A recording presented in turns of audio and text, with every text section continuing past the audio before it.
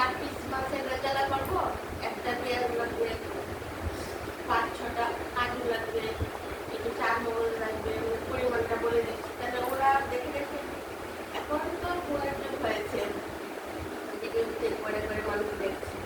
আগে যখন এসব ছিল না, আগে তখন মানুষ একটা রেসিপি বড়দের কাছ থেকে শিখবে, এটা ফোন করে পরিমাণটা দিয়ে নিয়েই করেছে না।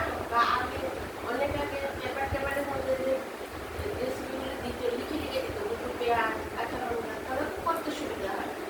আর অনেক সময় রান্না দেখায় যে রান্না করছে, কোনটার পর কোনটা দিচ্ছে মশলা না বললে কিন্তু মশলা অনেকে চিনে না।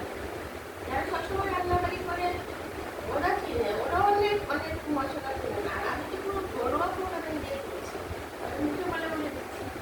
অনেকে হয়তো ভাবতে পারে যে এরকম ভাবে করতে হবে, কড়াইয়ের মধ্যে দেখাচ্ছে না। এক প্রথমবার তো হচ্ছে আমি অতটা বড়টা আমি মানে পারি না দেখাতে, বড় হয়ে যায় কেটে কেটে। আমি এখন শিখে নিই, শিখে নেবো। কিন্তু দ্বিতীয়ত আমার মেন উদ্দেশ্য হয়েছে আমি যেই রান্নাটা জানি এটা অন্যকে শেখাবো। শেখাবার জন্য আমার মনে হয় এই প্রসেসটাই ভালো। তোমাদের কি মনে হয়? তোমরা কমেন্ট করে জানাবে। আমার ভালো হয়। আমি আজকে ভেবেছি যে তোমাদেরকে এই কথাটা আমি বলবো। তোমাদের কি মনে হয়? এটা ভালো না কেউ শিখে গেলে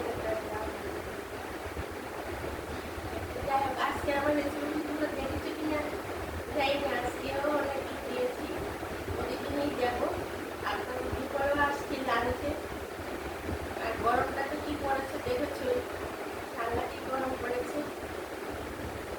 আর পয়লা বৈশাখের কেনাকাটি করতে এখনো টাইম হয়ে যাবো। এই যে এই ড্রেসটা, এটা আমার মেয়ে আমাকে দিয়ে